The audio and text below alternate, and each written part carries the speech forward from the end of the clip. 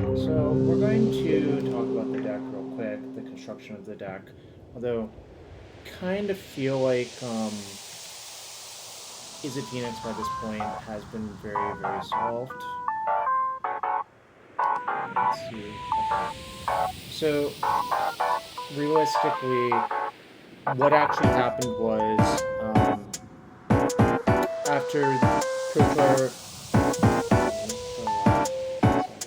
Oh, I know why. Sorry. I don't know. Okay. Should be fine now. Sorry about that. Actually. Okay. So what actually happened is after Pro Tour and Murder at Karlov Manor. Murder at Karlov Manor, is that the one?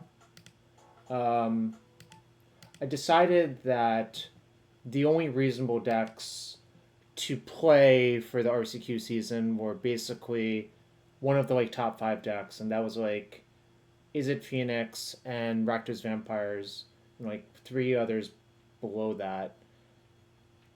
So I kind of just started playing all of the decks. Um, the first league I played with Izzet Phoenix, I was like, okay, this deck's really good. Um, it feels like a coin flip versus vampires. Then when I played vampires, I'm like, this deck seems less good, but it seems like a coin flip versus Phoenix. So in my mind, I kind of wanted to write off Rakdos Vampires for that reason, to play it. Now the thing is, I think there was room for Phoenix to improve in the Vampires matchup. Most notably, I think the pre-board games are basically predicated around whether Vein Ripper lives or not, or if you get like your engine going with Treasure Cruise or whatever. And a lot of the other games are kind of hard because their creatures are just generally a lot bigger than yours, and they have removal for Ledger Shredder. So I was kind of trying to think about the fact, how can we address all those issues at once, especially in the post board games where they leyline you and you can't really get any traction or you can't produce a big threat or whatever. I saw a tweet by some Brazilian player. I don't remember who. I don't remember the name. And they suggested playing Proft's Eidetic Memory had been very good for them in this style of deck. Then I thought about it more and more, and it kind of just made sense. Um, what Profs does is it lets you convert all of the card drawing you do in a few turns into a lot of power and toughness on board. Especially works quite well with Picklock Prankster. So in the first RCQ I played, I only had one Prof's Eidetic Memory and one Highway Robbery.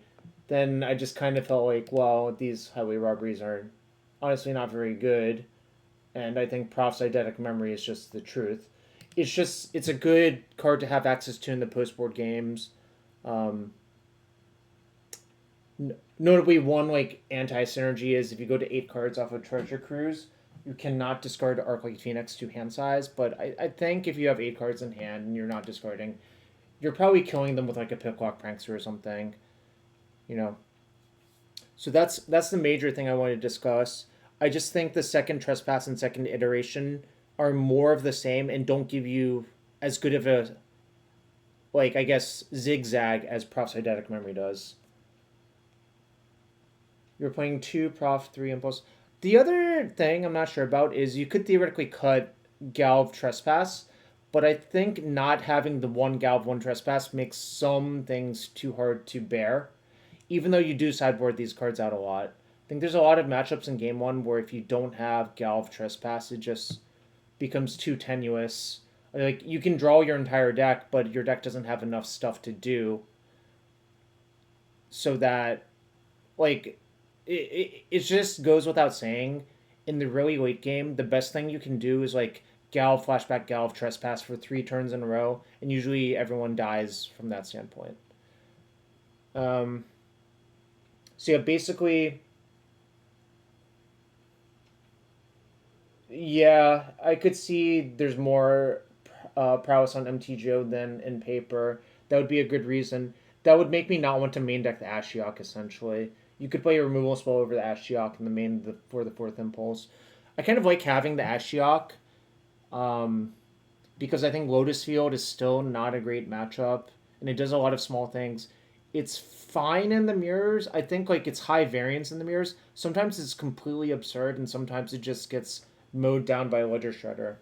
Uh, it's kind of a high variance card in that regard, but I think I like having one in the main just because of the fact that Lotus Field is a tough matchup, especially in game one.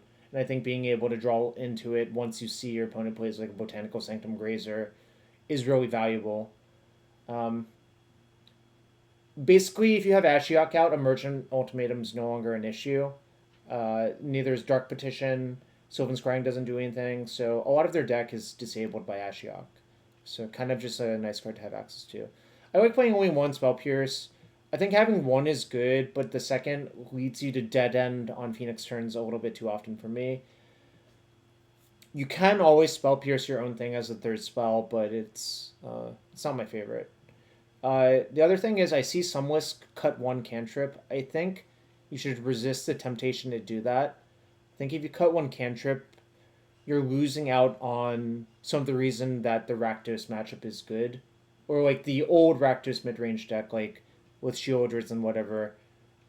I think that wasn't like an actively good matchup for this list because you can basically Treasure Cruise every game one because you have 12 cantrips. Also, by this point, I think this goes without saying, Picklock Prankster is a lot better than Pieces of the Puzzle. Sorry, Gold Ducat, if you're here, but costs one less. Like, it mills you for 4. You can find the Brazen Borrower's post board.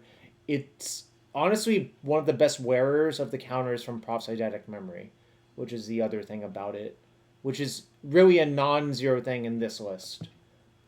Just loading up counters onto the Picklock Prankster is quite nice. If you get your Prankster to X6 in the Phoenix mirrors, it's actually very, very difficult for them to attack or block. Because like you can just start swinging at them for 4. It's like not that easy to like kill it cleanly. They would have to 2-for-1 themselves or 3-for-1 themselves. You know, a lot of nice stuff. Sideboard's like pretty stock. I wouldn't say this is anything revolutionary. The question is how many Mystical Disputes you want. I played Beacon Bolt because I think it's the best way to answer Archfiend's Dross and whatchamacallit, Vein Ripper, as long as you have a way to produce tokens, which can be only Young Pyromancer does. I like having Young Pyromancer in a lot of matchups. It's just nice to have Young Pyromancer when your graveyard's under attack. Same for Crackling Drake. You know, a bunch of good stuff like that. So I guess, are there any questions about deck construction before we talk about sideboarding the major matchups? I'll probably only do like 5 or so. I don't really want to go like super, super long. I was thinking about like 30 minutes to an hour, you know. Nice when people are running, volleying, or pick your poisoning. I don't think pick your poison's like actually very terrifying for Phoenix in general, but you know, it kind of depends on what deck is pick your poisoning you, I would say. Like in general, if they have like a reactive removal spell inverse me, I'm kind of okay with that. Mostly because they're not killing me. It really depends on the matchup. There are some decks where pick your poison would be extremely annoying if they can deploy a clock. Like, I think from like Gruul Prowess or something like that, pick your poison is very scary because a lot of the games are reliant on you trying to make a big shredder block with it a bunch of times or to stabilize the board. Then pick your poison does clear that out cleanly. So those were my major thoughts on that. All right, so I guess we'll create guide. So Phoenix mirror. So I guess play and draw is different. So I've actually found on the draw, I don't actually like the Ashiok very much. Mostly because I think it's easy for you to get too far behind.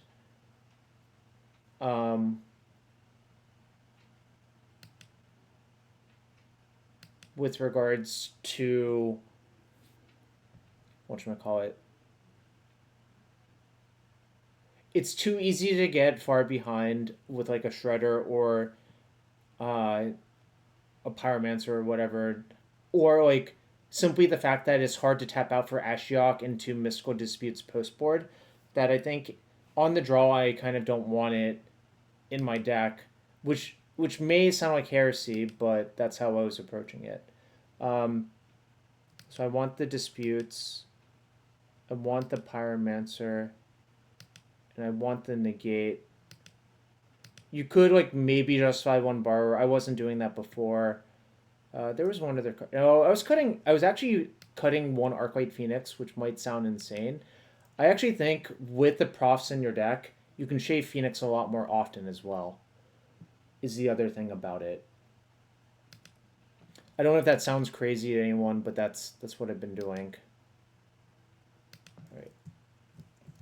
Phoenix, mirror, play. Here I think I was doing something similar. I wasn't cutting. Oh, I think you're less likely to need all of your lightning axes, although it is nice to have them all. It's also nice to have the spell pierce. What was I doing? Also, for those of you who are wondering, I think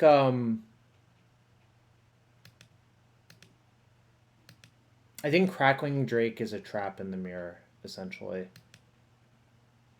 I think it doesn't do very much except get disputed at a huge tempo loss, and then you lose the game because of it. Alright, hold on. I think I might have been shaving a second Phoenix, honestly, on the play.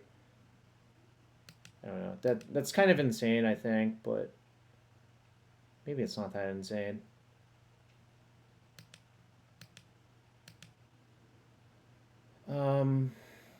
Do not cut Profts in these mirrors. It's like your best card besides Treasure Cruise or whatever, you know. Fire Impulse is useless. The only thing Impulse does in these mirrors is it sometimes gets lucky and kills a Shredder, but it doesn't really. Like, it's very unreliable at doing that. So that's what I was thinking about. Alright, I guess now's a good time to stop for a second. Does anyone have any comments or questions?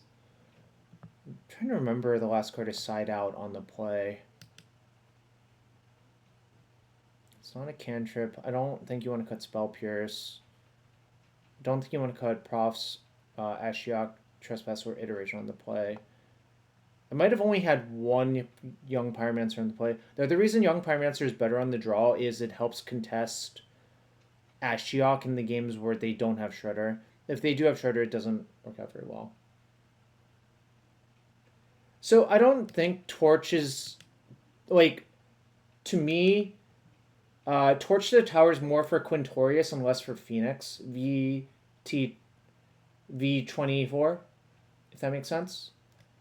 And the reason I think that is, I think realistically, it kind of doesn't matter if all of your Phoenixes die to Torch. I mean, obviously it matters, but what actually matters in those games is churning through your deck and getting either a big Picklock Prankster off Prof's Eidetic Memory or getting to be the first to resolve Galv Trespass, if that makes sense. And when I say that, I'm saying also doing it safely where you're not like getting killed or whatever. You can always cut like one Fiery Impulse for Torch if you really want to. I don't think that's necessary. I would play Torch only if I expected a lot of Quintorius, really. I don't know if that makes sense to you. What are the other matchups we're going to go over? Good question. I'll look at... So, Izzet Phoenix, Rakdos Vampires, probably Niftalite, probably Abzan, or Amalia, probably Hidden Strings, and probably Azorius. So, anyways, I think this is like the preliminary plan. I don't remember. Red, I guess I could, but we're gonna go roughly in order. So, Rakdos Vampires. Rakdos Vampires. So shout out to Flexot for making this relatively easy to do. Also, Treasure Cruise is just obscene. Like, I think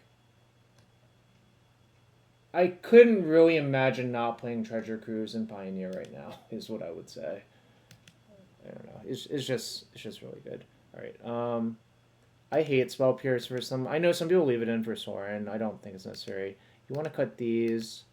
I actually think this is a matchup where I shave heavily on Phoenix. I don't think Arclight Phoenix is a good card versus Rakdos Vampires in general. I think it's just like kind of awkward. Kind of doesn't do what you need it to do. This is the primary matchup where I think oh, Ashiok can go. I think this is the primary matchup where I like basically all my alternate win cons. The Beacon Bolt's very good because it doesn't care about Leyline. Crackling Drake's pretty good. Brazen Borrower is fine. You can find Brazen Borrower off of Free the Hay. So I cut 3 of my Phoenixes. I cut the Spell Pierce. The reason I cut Spell Pierce is I want to be a Jund deck for some. I just want to be a Jund deck with Ancestral Recall if possible. Now, obviously, like, there's some portion of games where your cruise doesn't work because of Leyline, but I think I'm willing to take that risk and just leave all of the cruises in. It's not like Arclight Phoenix is really much better versus them a lot of the time. If you wanted, you could shave 1 cruise instead of 1 Phoenix, and it would be mostly the same, I think. That probably lets you kill them slightly more often, but this is one of the matchups post board where Proft's Eidetic memory really shines. It makes it a lot easier to kill them with just random flying idiots. Like the Prankster plus Profs, I think, is just very, very, very good and should not be understated how good it is. That's going to be a common theme. Also, there's no real play draw differential in this matchup because I think in all of the games Phoenix wins, it's because you don't die to Vein Ripper or Archune the Dross or Shieldred. You just like kill their stuff, Treasure Cruise, put some counters on Prankster or whatever. I don't think Galv Trespass matters or something. It's you can leave the Galvin, but you definitely should cut the Trespass because I think it's your worst stealth spell. I think clogging up on double spells is an easy way to lose versus Leyline of the Void.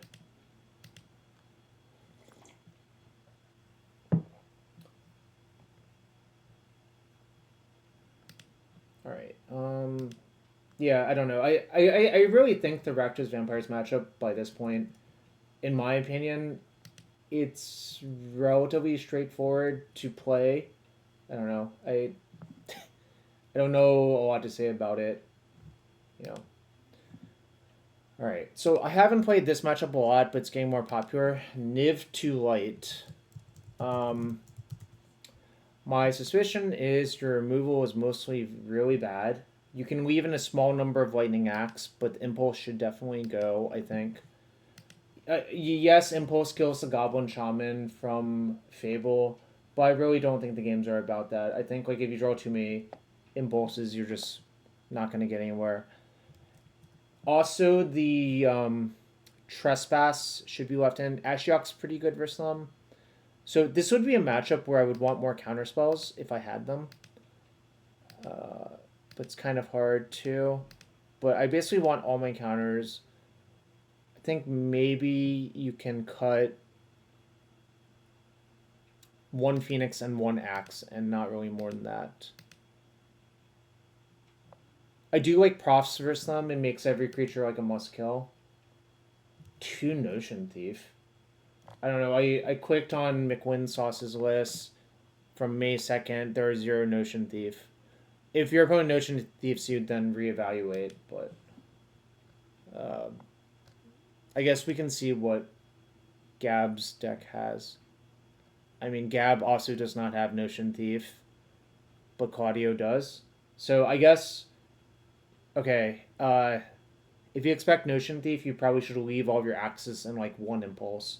I'm not thrilled about having like all of the impulses because I think it will just clog, your hand will get clogged with removal versus a deck where removal is not actually that good. you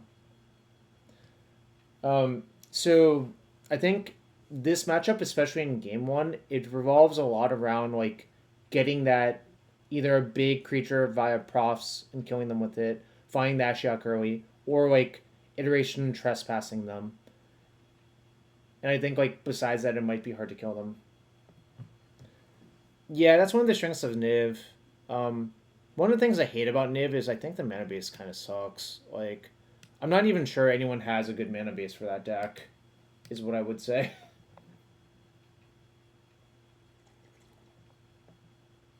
In fact, I am fairly convinced that the mana base is just constructed by throwing darts at a dartboard.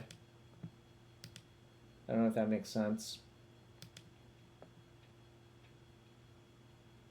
Mana base is all vibes. What's up, MLX? Alright. So those are my thoughts on Niv. Post-war, just like you're a little bit less exposed to Bring to Light because you have Mystical Dispute and Ashiok and Negate and Aether Gust, so you can probably kill them a little bit more easily. I don't think Young Pyromancers is high impact versus Niv. You're surprised they went with Shredder over Show Off in this deck where I have Arclight Phoenix, or what? I guess I don't understand your point.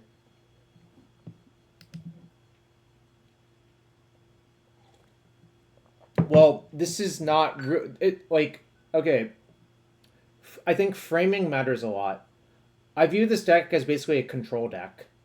It's just a control deck that happens to have Arclight Phoenix in it. And if you think about it that way, I think you'll quickly see that Slick Shot Show Off doesn't make a lot of sense in the deck. Now, of course, you can play like a Prowess deck, but that's a very different deck. Like, I think Slick Shot Show Off is better with cards like Play with Fire and Lightning Strike than with cards like Fiery Impulse and Lightning Axe.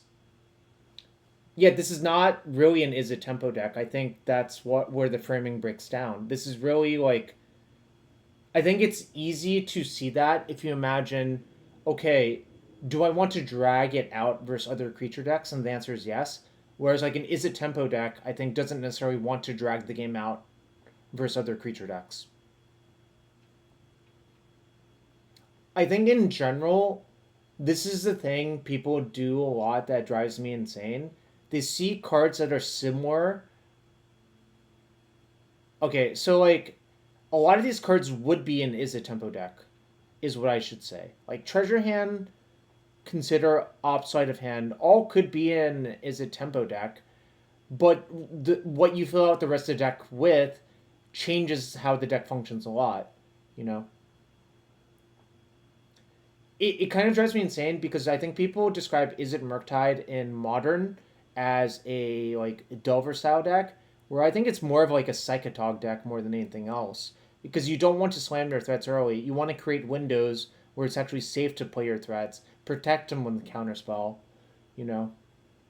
So I've had this sort of thought in a while where people just love to like compare decks that look similar but aren't actually similar because you need to do a little bit deeper digging, is what I would say. Anyways, just a slight rant. Nothing against you, Deviation Devil. Just thinking about some thoughts I've had for a while. So I think one of the real issues, I think with me saying that, that's why the Lotus Field matchup is not great, because you're constructed like an Izzet control deck with all of these red removal spells that don't do anything versus Lotus Field. That's why it's kind of tough. You don't actually kill them fast enough to actually kill them. So I think like an Izzet Prowess deck would be a lot better versus Lotus Field than Izzet Phoenix is for that reason. So just wanted to explain like where the differences occur as well. You know. Hope that makes sense.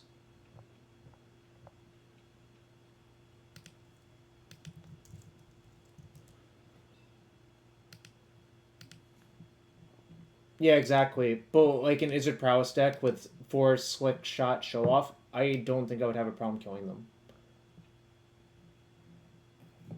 Yeah, I actually did play Lotus in the second RCQ that was won by this physical deck last Sunday. I was lending this deck to my friend because they had not qualified yet, and they actually did win. They went undefeated in the Swiss and won 2 matches in top 8. So I don't know. Phoenix is just so good versus most people. There are some bad matchups. I don't actually know what happens in the Waste Not matchup. I've never played it. I can't imagine it's great because of the go blank thing, and also like you don't really interact very well with Waste Not. So I don't know. Anyways, Niftalite. I guess I should talk about Amalia. So the thing is, like, I think Amalia game 1 is tough. Mostly because removal is honestly not that insane versus Amalia. And also you take a lot of damage trying to remove their Amalias. It's Pioneer Broken Sun. Well, I think this deck is quite good because you play with 4 Ancestral Recalls, but...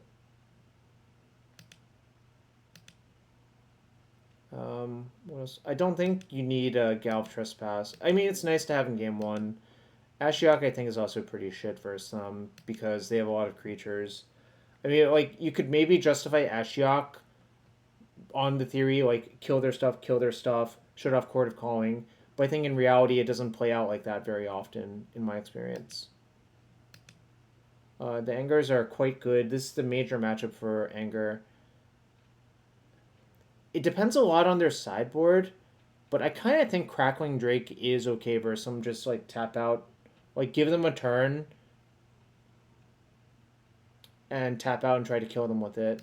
Like, I don't think the counter spells are very good. Like, I don't think Negate or Aether Gust are very good versus them. You know. Oh, that's the other thing. You can have Prismari command in versus Rakdos Vampires. I think you should, actually. I'd forgotten that.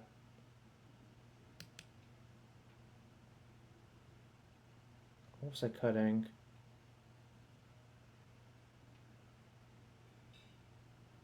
Trying to remember. What does command hit? Well, it's more that sometimes they have... sometimes the loot is nice. I think it's just a nice catch-all. Yeah, it does. It does, Chaz, but the problem I have with that is the implication is you've killed all of their relevant stuff. So it's kind of hard to use the Ashiok effectively. And in the games where they're just like beating you down and you don't have enough removal, it's kind of bad, is what I would say. Of course, like, I could be wrong there. I think I maybe was shaving the 4th Phoenix. I don't know. That might be insane, but I this is basically the last slot that's like sort of debatable. You know, the Prismari command versus the 4th Phoenix, in my opinion. But it is like kind of close what you should do there. I'm not saying like. I basically think sideboard guides are merely a guide, not hard and fast rule. You should probably adjust if you're more comfortable playing a different way, you know? But I just wanted to get my thoughts down in, like, YouTube version. Brotherhood's End instead of Anger. Yeah, that's the major reason I have Anger. It's specifically almost for Amalia, and not really anything else, is what I would say. I don't know if that makes sense.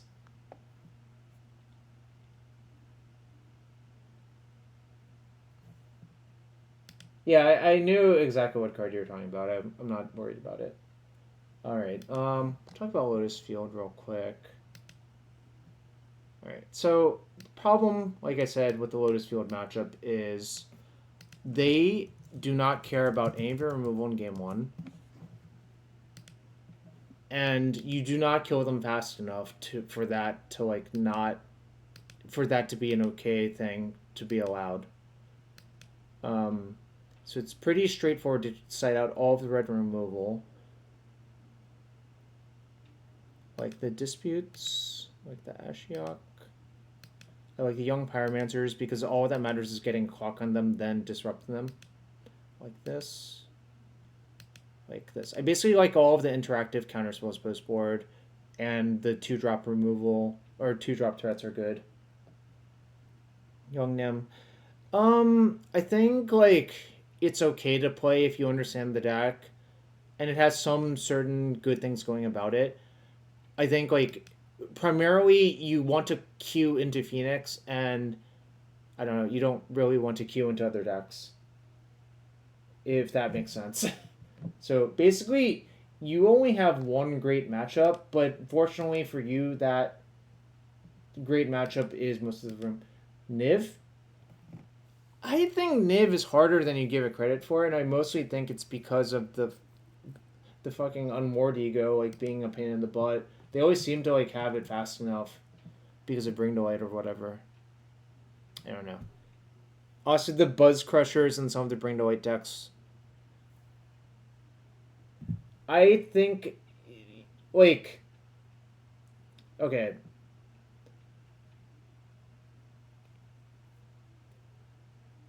Protopulse, I mean, that sounds like a cold shot at me.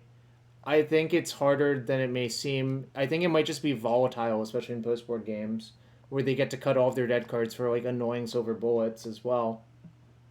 I mean, I agree game 1 is probably good for you, but you can still lose to the fucking unmoored ego, which I saw literally Gab do to Raced. Like, are you going to claim that Raced is not a good Lotus Field player?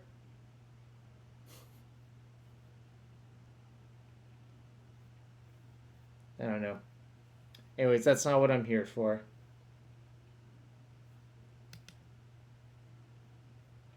I'm here to talk about Phoenix.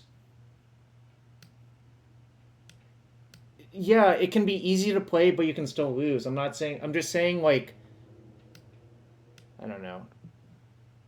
Yeah, it is really besides the point. I'm saying that Lotus Field game 1 is very good versus Phoenix. Post board gets a lot harder, and that's the major point. And the reason it's hard is your red removal sucks. That's the major point.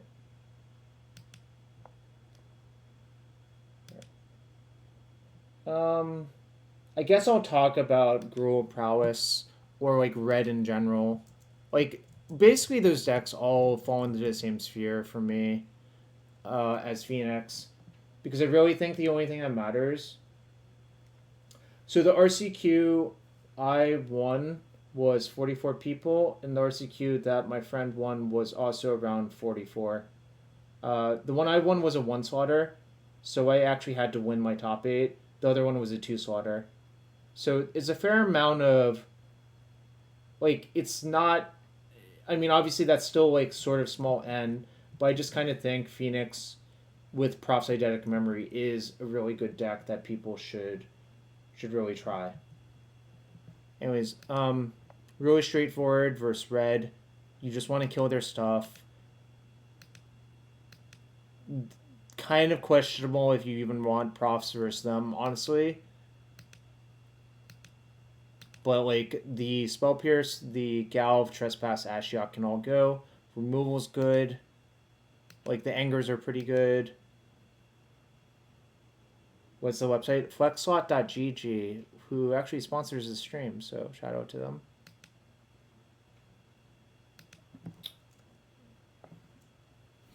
I suspect you don't need the Profs versus them, if I had to guess. Oh, this is a matchup where I actually like Prismari Command.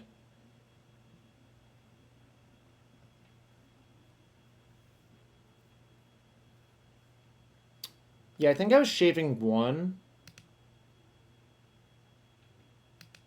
I just had like Pyromancers in. You could also theoretically cut a Phoenix, but I actually like casting them and just blocking with them in this matchup. And then just getting them back later. I think like that's the other thing that I do a lot that I don't see other people do. I'll just cast Phoenix versus like versus these red decks, try to block with it. They'll kill it, then I'll get it back later. You know?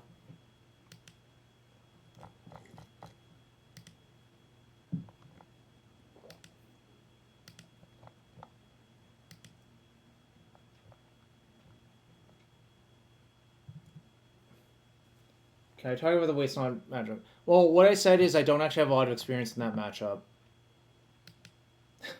So I, like, to be quite honest with you, I can't. I'm sorry, I would love to. Beacon Bolt, no. So the problem with Beacon Bolt versus Red is I think it's like such a bad rate at removing one creature versus them. Trunks. I don't think like you want to be doing that. I think like versus Red, your removal needs to cost one, like at most two. That's why I have Aether Gust in. In original Ravnica City of Guilds draft, Dimir was best because triple Rav was Dimir, Selesnya, Golgari, Boros. There was no Izzet in original Ravnica City of Guilds. Now, if you mean Guilds of Ravnica, I think still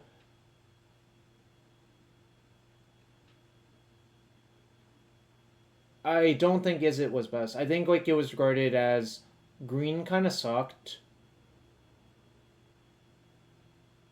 Izzet was fine. Dimir was fine. Boros was pretty good. Well, I'll let you know at the PT. At the PT, I drafted green both drafts, and I went 2-1 both times. I lost playing for the trophy in the second draft. I was 4-color green in the first draft, and I was Abzan in the second draft.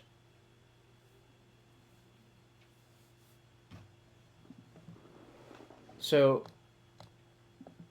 I will not talk more about that. That's it. Anyways, Red. Yeah, just kill their stuff. If the game goes long, you'll cast Ancestral Recall and they'll lose. Like, it's not that difficult. In game one, if you like pick clock, if you get a bigger pick clock, it's like pretty good versus them. So now that I remember this is why I want to cut Proft versus them. I don't think you can really justify spending 2 mana on not killing their stuff or like finding removal versus them. I think that's literally it. Especially versus Prowess or Heroic. Actually, like, even Heroic falls in the same camp. Spell Pierce is slightly better versus Heroic, so you could leave that in and cut like a Phoenix versus Heroic instead.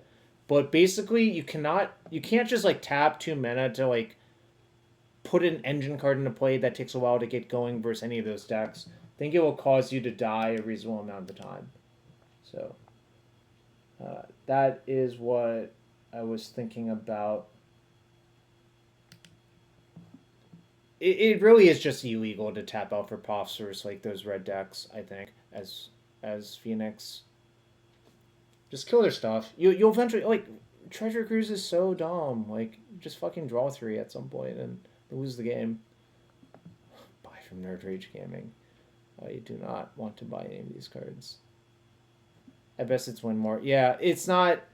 I mean, like, so obviously, I would say that where my have Profs, most lists would have second Gallop, second Trespass, so they're equally bad. So it doesn't really matter. You're literally like exchanging bad card for bad card in this matchup. So it's like mostly the same. Why do I like Prismari Command? The short answer is that it's a nice catch-all to like weird stuff like Unlicensed Hearse, which is not uncommon for some of these decks to have. I think that's why I used to have it versus Rakdos, because sometimes they would have Hearse. Depends on, like, I think just having Prismari Command versus Hearse is nice, is mostly it. And it's a way to, like, dump Phoenixes. It's not a great rate, but it's okay to have exactly one, is mostly the contention I have. I don't think I would ever play more than one Prismari Command, though.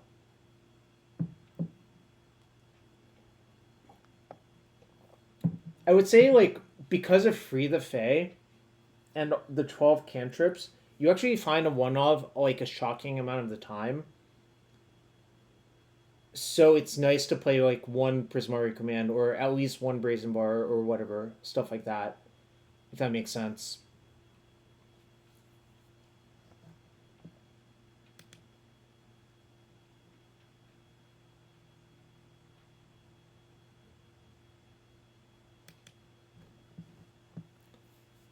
So yeah, I guess we'll move to the Azorius matchup, which I think is also like this matchup used to be easier when they didn't have No More Lies because of previously, if you just cast Phoenix versus them on turn 4, they would burn like a make disappear on it or whatever, and that's not really what they want to do. But now with no more lies, it's like you don't really want to do that. Is what I would say. Right?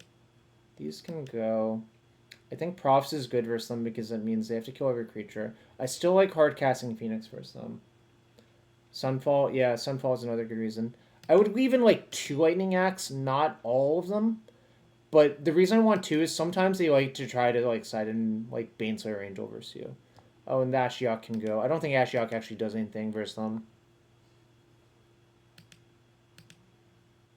So I would want these. Want these. The Negate's pretty good. I think the Borrower is good. I think the Crackling Drakes are pretty good too. If they have a lot of rest in pieces, I would consider shaving like either an Ancestral or a Phoenix, I think. And I actually kind of assume most of them would have a bunch of rips or hearse. The Japanese players had hearse at that one Pro Tour because the reason to have hearse instead of rip in Azorius is it doesn't affect your own memory deluges. Like, so basically, if you have rest in peace out and you cast memory deluge, it's not so good. If you have hearse out and you cast memory deluge, it's fine. So I think that's actually why they all played hearse instead of rip at that Pro Tour. And it made a lot of sense to me when I saw that. So yeah, basically Azorius, you want to like you can to answer that mini-air, you can either trim Phoenix or Treasure Cruise, and it's fine to trim whichever one you feel like is the short answer.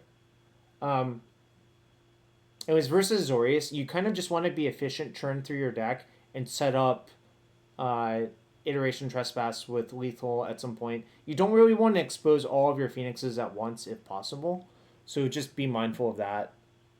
It's like an easy way to lose if you expose too many Phoenixes and they all get like Sunfalled or something like that.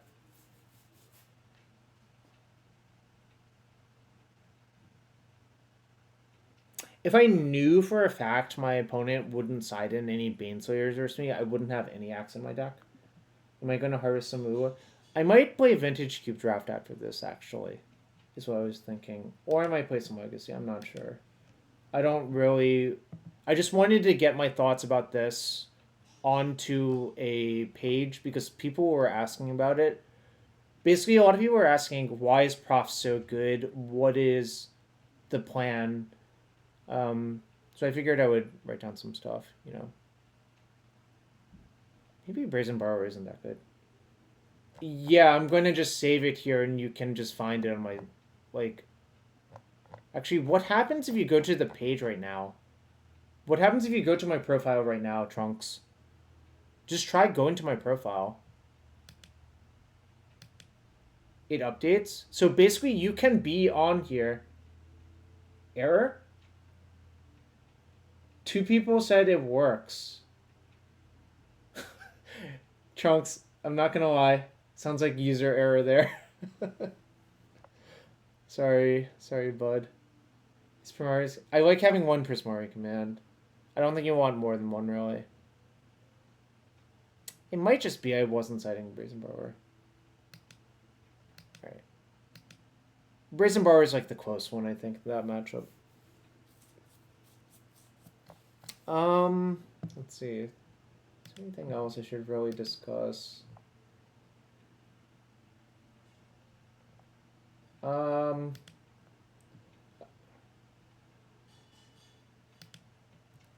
Oh, you just click the link in the chat. Right. Flex slot.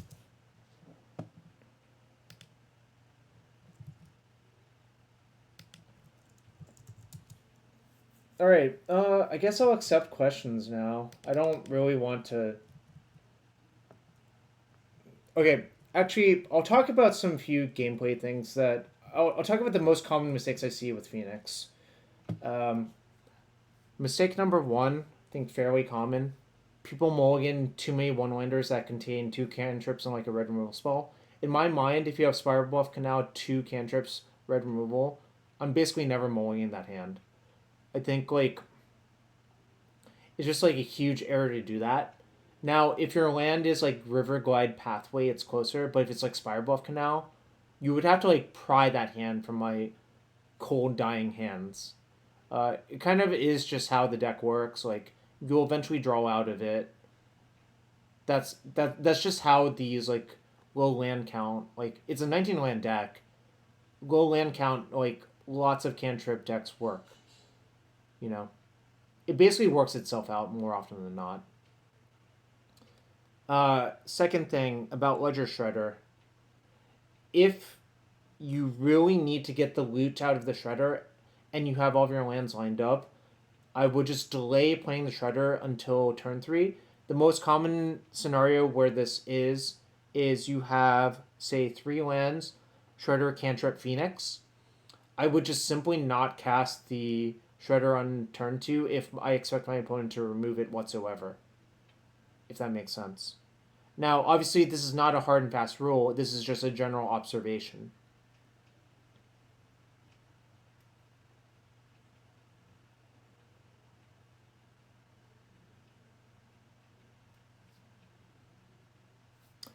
Okay, third, not very obvious thing that I've seen a lot of people mess up.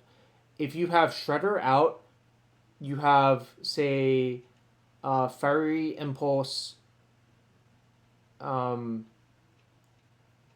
cantrip, and another cantrip.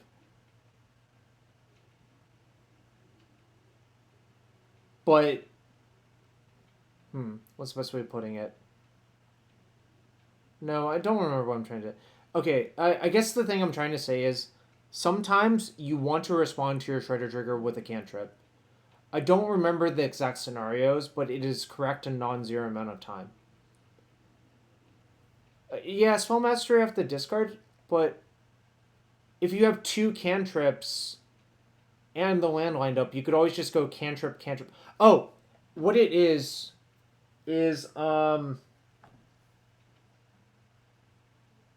hold on, one sec.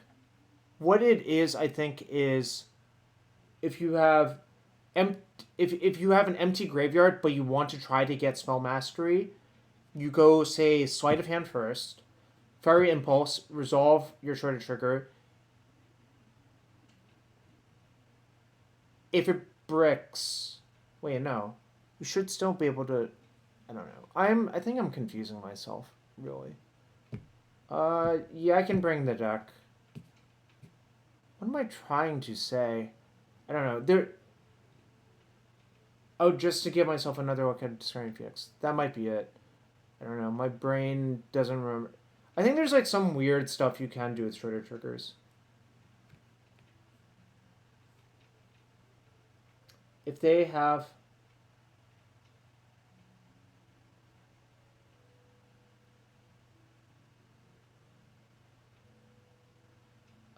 but how would I get past that so strong? It doesn't seem like I can, right?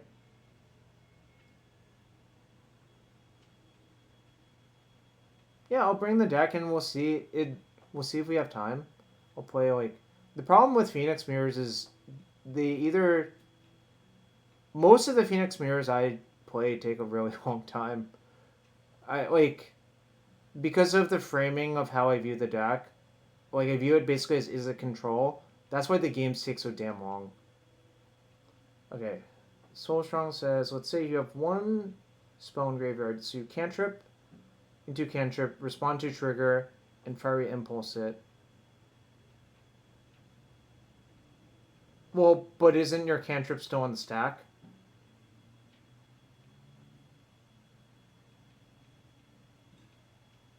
Oh no, if you have 1 spell...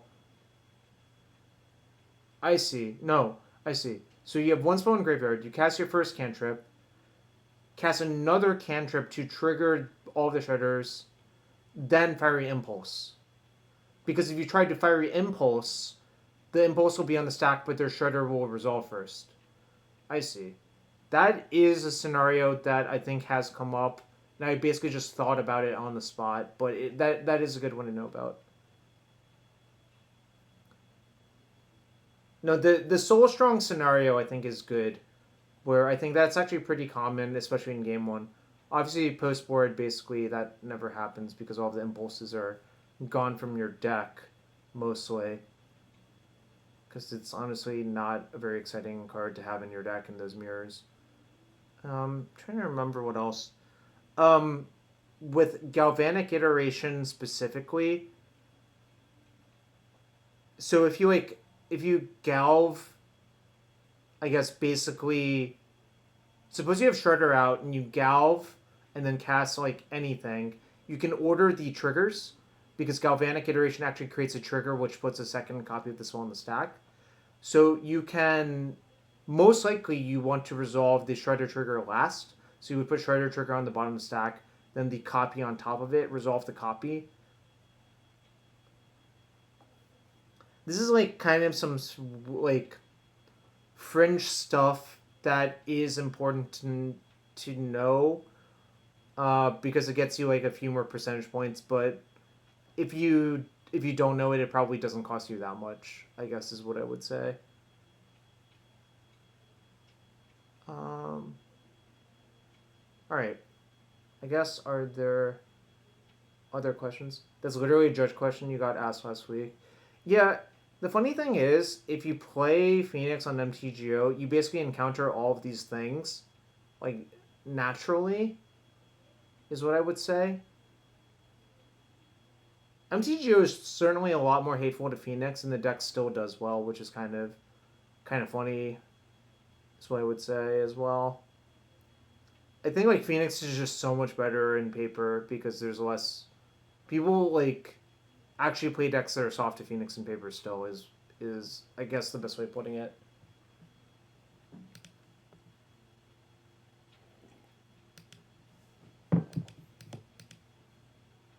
MTGO also does help visualize how triggers happen.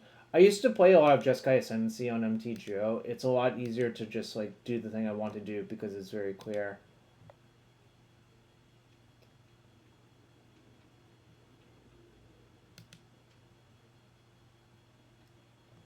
MTG Soul Strong says, in my LGS there are 4 Phoenix out of 10 players, so it's also rough XT, and most of them are also good players. Huh. That sounds like kind of abnormal for a local game store. Where do you live again?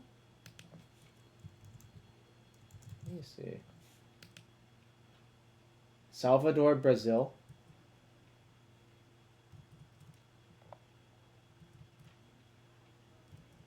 Yeah, I went to your Twitter profile to look. Well, that's cool. I think it's kind of fun to have a shop full of good players because that helps everyone improve. Because like all of y'all like play against each other a bunch, and theoretically there should be like, what is the phrase? A rising tide causes everyone to rise.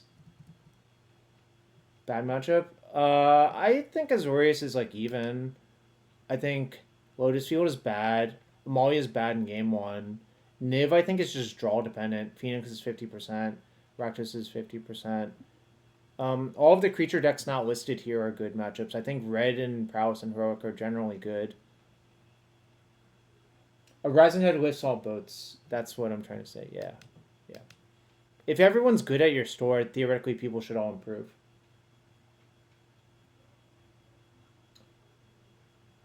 All Brazilian RCs had one player from your city. Considering it's like 10 to 12 players total, that's kind of insane. Yeah, I feel like Brazil has taken sort of like an awkward hit. I also remember that. Okay, this is a little bit off tangent for a sec, but remember when Paulo was coming up, he said it was so expensive for him to come to the United States to play tournaments. And basically, like, he kind of got lucky that it worked out for him repeatedly. Like, he certainly... so it was not cheap for him to play all of the U.S. tournaments, but it worked out for him in the end, I suppose. Especially modern. Oh, so funnily enough, I actually had a conversation with my last round opponent from in the Pro Tour who was from Taiwan. So I don't know if you all know this. They're removing traditional Chinese has already been removed from the printing of Magic cards, and simplified Chinese is going to be removed soon as well, if not already happened. And what my opponent said was at their local game stores, all of the kids stopped playing Magic because it's kind of hard to like get them into the game if they can't read the cards in their native tongue. So it's kind of tragic. Basically, all of those kids are going to like One Piece or Yu-Gi-Oh or whatever. And I was really saddened by that, and it actually did make sense to me, you know. So kind of a tragic thing. I wouldn't be surprised. Is the same thing happening in Brazil as well? Soul Strong?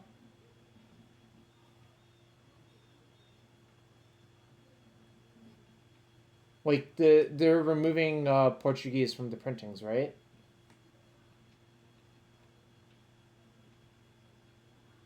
That's kind of a different bubble. Okay.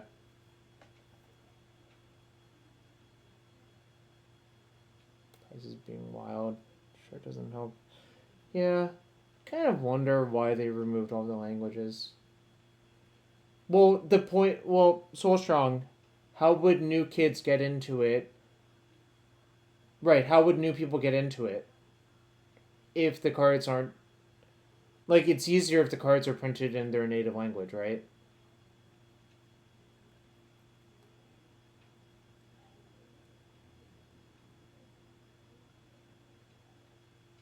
Anyways, guess that was just a slight aside when you brought it up. Just an interesting thing to think about real quick. Yeah, it's a net negative for the community. I'm kind of saddened by it, but it is what it is. So I guess before we call it, any last minute questions about Phoenix, about what I think about the deck? I think basically this is like one of the best decks you can play in Pioneer. I think there's like a few other decks you're allowed to play. Like if you want to play Vampires, that's fine.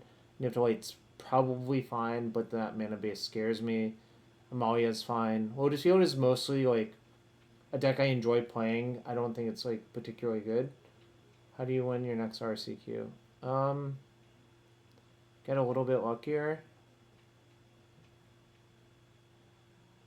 Waste Not.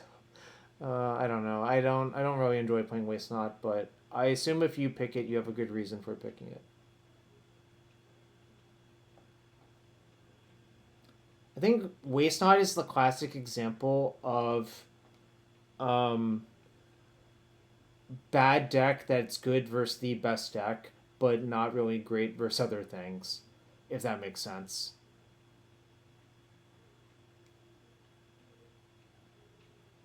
I'm struggling to think of a lot of examples of that type of deck, but there's a few.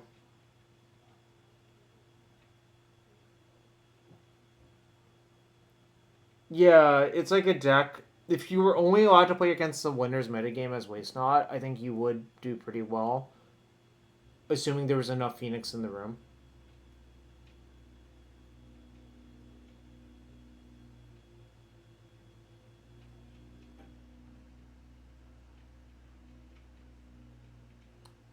Spread them.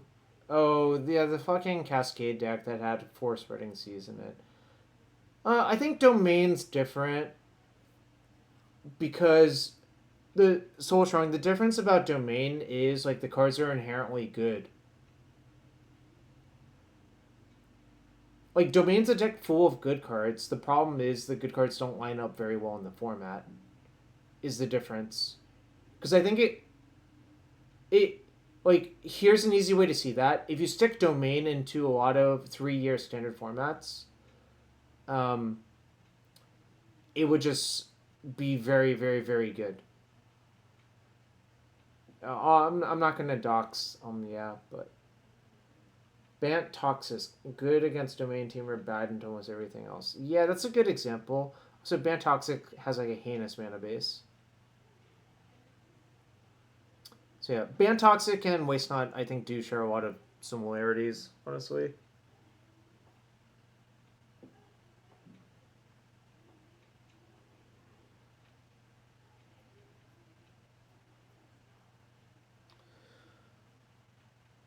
All right.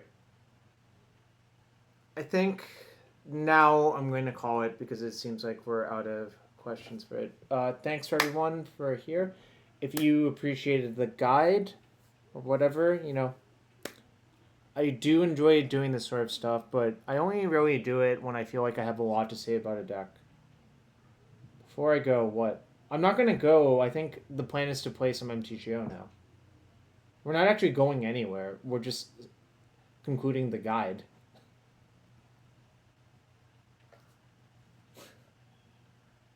Okay, I guess I'll see if you have one last question.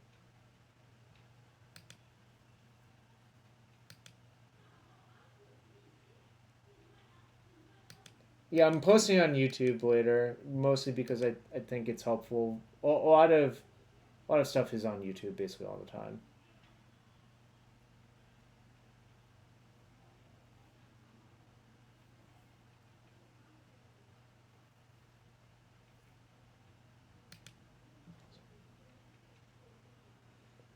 Oh, I'd be adding a Patreon for a sideboard guide where the good food spots are for each tournament. Um, well, no. Okay, well, I did actually explain at the beginning. I think the point of playing Proft's Eidetic Memory is it gives you leverage versus a graveyard hate post board. God damn it. Wait, ads.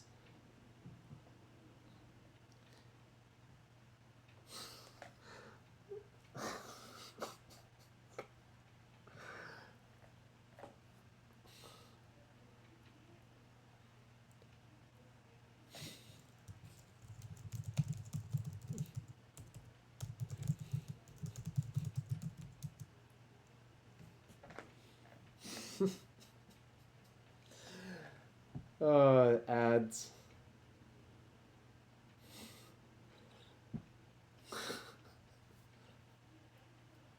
Okay.